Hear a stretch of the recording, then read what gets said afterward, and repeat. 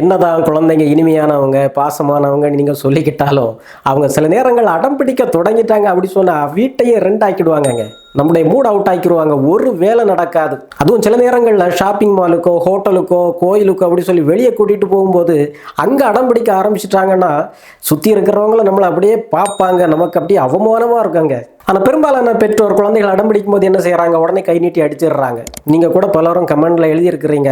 குழந்தைய கோவத்துல அடிச்சிடுறேன், அப்புறம் தனியா உட்கார்ந்து அழுகுறேன்னு எழுதியிருக்கிறீங்க. குழந்தைகள் வேணும்னே உங்கள பழி வாங்கணும்னு திட்டமிட்டு இப்படி செய்யறது இல்லைங்க. என்ன செய்யறது? குழந்தைகளுக்கும் கோபம் வரும், குழந்தைகளுக்கும் தேவைகள் இருக்கும், குழந்தைகளுக்கும் டயர்டா இருக்கும், குழந்தைகளுக்கும் பசிக்கும். அதான் உங்களுக்கு சொல்ல தெரியாது வார்த்தையினால.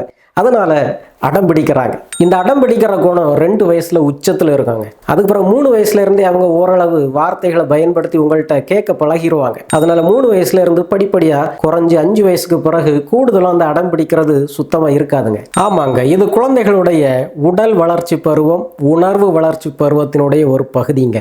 குழந்தைகள் ஏன் அடம் பிடிக்கிறாங்க அப்படிங்கிற காரணம் உங்களுக்கு புரிஞ்சிட்டாலே குழந்தைகளை கையாளுறது ரொம்ப சிம்பிளா போவாங்க.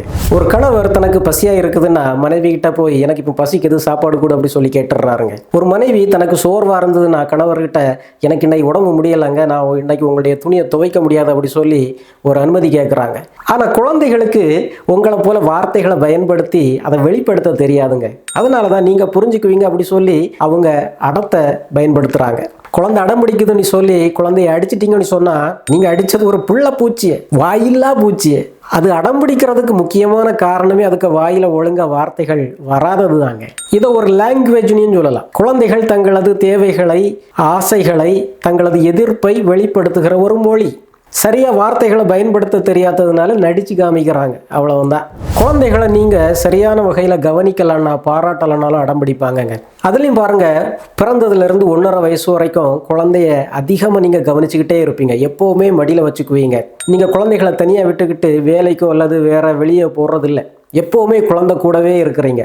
அந்த குழந்தையுடைய பசி நேரம், தூக்க நேரம் எல்லாத்தையுமே பார்த்து பார்த்து செய்து அந்த தேவைகளை நிறைவேற்றி கொடுத்துட்றீங்க. ஆனால் 1.5 வயசுக்கு பிறகு பல பெற்றோர் என்ன நினைக்கிறாங்க, இனி நான் குழந்தைய தனியாக விட்டுக்கிட்டு வேலைக்கு போகலாம், அல்லது வீட்டிலேயே குழந்தைய விட்டுக்கிட்டு நான் சில வேலைகளை செய்யலான்னு நீங்கள் போகும்போது குழந்தை அம்மா இப்பெல்லாம் என்ன ஒழுங்காக கவனிக்கிறது இல்லை அப்படி சொல்லி உங்களுடைய கவனத்தை ஈர்க்கிறதுக்காகவே பல நேரங்கள் அடம் பிடிப்பாங்கங்க. ஒருவேளை வெளியே வேலைக்கு போயிட்டு திரும்பி வந்தீங்கன்னா சாயங்காலம் அந்த குழந்தைங்க நிச்சயமா அடம் பிடிப்பாங்க. இப்படி நாள் முழுதும் என்ன விட்டுட்டு போயிட்டியே அப்படி சொல்லி அவங்களுடைய ஆதங்கத்தெல்லாம் உங்கள்கிட்ட கொட்டுறதுக்கு வார்த்தை வராதுங்க. அதெல்லாம் அடம் பிடிப்பாங்க.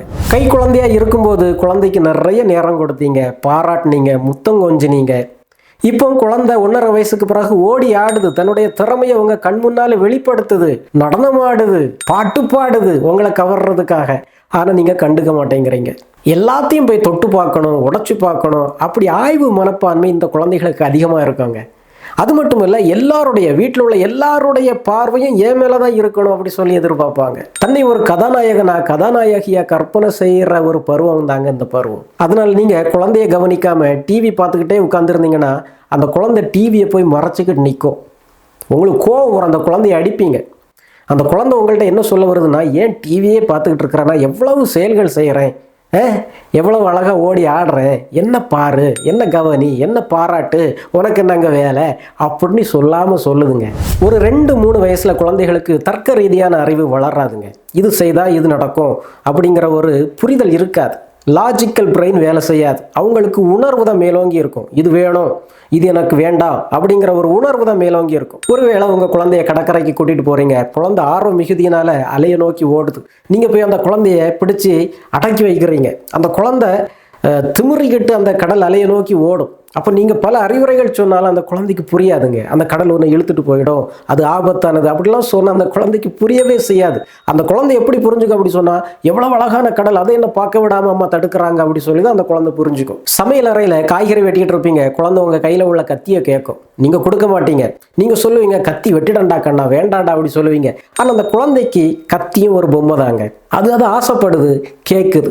ஒரு வீட்டில் மனைவி தனக்கு பிடிச்ச ஒரு சேலையை வாங்குறதுக்கு கணவர்கிட்ட எவ்வளவு பக்குவமாக பேசணும், எப்படி உணர்வுகளை வெளிப்படுத்தணும் அப்படிங்கிறத தெரிஞ்சு வச்சுருப்பாங்கங்க. ஆனால் ஒரு குழந்தைக்கு அப்படி அல்ல. அவங்களுடைய தேவைகளை கேட்கறதுக்கு என்ன வார்த்தைகளை பயன்படுத்தணும், எப்படியான உணர்வுகளை பயன்படுத்தணும் அப்படிங்கிறத அவங்க இன்னும் முழுமையாக கற்றுக்கலை. குழந்தைகள் ஏன் அடம் பிடிக்கிறாங்க அப்படிங்கிறத நம்முடைய சமூகத்தை பார்த்தாலே தெரிஞ்சுக்கலாங்க. ஏதாவது மக்களுக்கு தேவைன்னு என்ன செய்கிறாங்க, போராட்டம் பண்ணுறாங்க, உண்ணாவிரதம் இருக்கிறாங்க, கோஷம் போடுறாங்க, கலவரம் செய்கிறாங்க. அப்போதான் அரசாங்கம் அவங்களுக்கு செவி கொடுக்குது, ஏதாவது செய்து கொடுக்குது. அதுபோல தாங்க குழந்தைகளுக்கும் சில தேவைகள் நீ வரும்போது அவங்களுடைய விருப்பு வெறுப்புகளை காமிக்கிறதுக்காக, அவங்களுடைய தேவைகளை கேட்கறதுக்காக இப்படி அவங்க அடம் பிடிக்கிறத கையில் எடுக்கிறாங்க. அது மட்டும் இல்லைங்க, அவங்க கை குழந்தையா இருக்கும்போது நீங்க நினைச்ச உணவை கொடுப்பீங்க, உங்களுக்கு விருப்பப்பட்ட உணவை கொடுப்பீங்க, குழந்தையும் பாவம் போல சாப்பிட்டுட்டு போயிடும். இப்போ அப்படி இல்லை, ஒரு 1.5 வயசு தாண்டிடுச்சுன்னா அவங்களுக்குள்ள விருப்பத்தை கேட்டு பெறணும், தனக்கு பிடிச்சதுதான் கிடைக்கணும் அப்படிங்கிற ஒரு ஈகோ வளர்ற ஒரு பருவங்க. 1.5 வயசு குழந்தைக்கு அப்படி என்னங்க பெரிய சாய்ஸ்லாம் இருக்க போகுதுன்னு கேட்பீங்க. அப்படி இல்லைங்க, குழந்தைகளுக்கு கூட பிடிச்ச சாப்பாடு, பிடிச்ச விளையாட்டு, பிடிச்ச இடம், பிடிச்ச ஆட்கள், பிடிக்காத ஆட்கள், இப்படிலாம் நிறைய சாய்ஸஸ் உருவாகிற பருவம் தான் இந்த 1.5 வயசுக்கு பிறகான பருவம். குழந்தைகளுக்கும் அவங்களுடைய சொந்த விருப்பு வெறுப்பு உணர்வுகள் உண்டு. ஆனால் இந்த விருப்பு வெறுப்புகளை வெளியே ஒழுங்காக சொல்ல தெரியாததுனால தான் அழுதோ அடம் பிடிச்சோ அவங்க வெளிப்படுத்த நினைக்கிறாங்க. பல கணவர்களுக்கே மனைவி கிட்ட பேசுறதுக்கு வாய் வரமாட்டேங்குது, வார்த்தை வரமாட்டேங்குது. சின்ன குழந்தைங்க எப்படிங்க உங்கள்கிட்ட வந்து அதனுடைய விருப்பு வெறுப்புகள் எல்லாம் சரியா சொல்லிக்கிடும். பெரும்பாலும் இந்த வயசுல குழந்தைகள் அடம் பிடிக்கிறதுக்கு இன்னொரு முக்கிய காரணம், வாழ்க்கையில் அவங்க சந்திக்கிற சில சிக்கல்களை, துன்பங்களை எதிர்கொள்றதுக்கான பக்குவம் அவங்களுக்கு இருக்காது. எப்படி அதை கையாளுறது அப்படிங்கிறது அவங்களுக்கு புரியாதுங்க.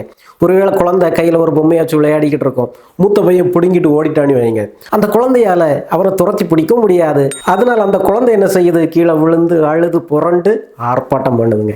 குழந்தை இரவுல சரியா தூங்கலைனாலும் அடுத்த நாள் முழுவதும் அந்த குழந்தை எரிச்சலை வெளிப்படுத்திக்கிட்டே இருக்கும். நமக்கே ஒரு நாள் தூக்கம் கெட்டு போயிடுச்சுன்னா அடுத்த நாள் முழுவதும் நமக்கு எரிச்சலாவே இருக்குது, ரொம்ப கஷ்டமா இருக்குது, சோர்வா இருக்குது. அதுபோல தாங்க குழந்தைகளுக்கும் தூக்கம் கெட்டு போயிடுச்சுன்னா அடுத்த நாள் ரொம்ப எரிச்சலை வெளிப்படுத்துவாங்க, அடம் பிடிப்பாங்க. என்ன ஒண்ணு, உங்க குழந்தைகளுக்கு மென்பானங்கள், சாக்லேட்டு, ரொம்ப எண்ணெயில பொரிச்ச உணவுகள் இதெல்லாம் கொடுக்கும்போது குழந்தைகளுக்கு இயல்பாகவே எரிச்சல் அதிகமாகும் அப்படின்ட்டு ஆய்வுகள் சொல்லுது. குழந்தைகள் அடம் பிடிக்கிறதுக்கு இன்னொரு முக்கியமான காரணம் என்னன்னா அதீத செல்லங்க. குழந்தைகளுக்கு தேவையோ தேவையில்லையோ பல பொருட்களை வாங்கி கொடுத்துக்கிட்டே இருக்கிறாங்க. ஏன்னா பல குடும்பங்கள்ல இன்னைக்கு ஒரு குழந்தை ஆயிடுச்சு, அதனால் அந்த குழந்தைக்கு எல்லாத்தையும் வாங்கி கொடுக்குற ஒரு மனநிலையை நவீன பெற்றோர் பெற்றிருக்காங்கங்க.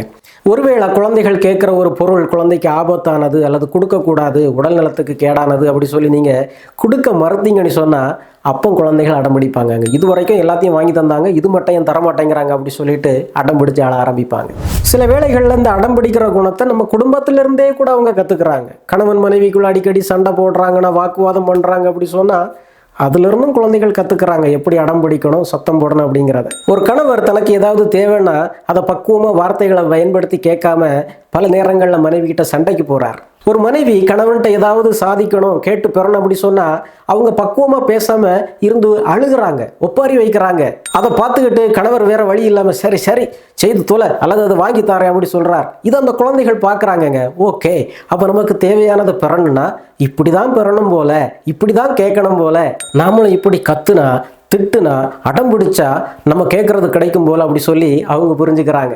அடம் பிடிக்கிற குணம் வழக்கமாக ஸ்பீச் டிலே, பேச்சு தாமதம் இருக்கிற குழந்தைகளுக்கு அதிகமாக இருக்காங்க. ஏன்னா அந்த குழந்தைகளால் அவங்களுடைய தேவையையோ அவங்களுடைய கருத்துக்களையோ எண்ணங்களையோ உங்கள்கிட்ட பேசி தெரிய வைக்க முடியாது. அதனால் அழுது உருண்டு அடம் பிடிச்சு அவங்களுடைய உணர்வுகளை உங்கள்கிட்ட சொல்ல விரும்புகிறாங்க. அவங்களுடைய இயலாமையினுடைய ஒரு வெளிப்பாடு தாங்க அந்த அடம்.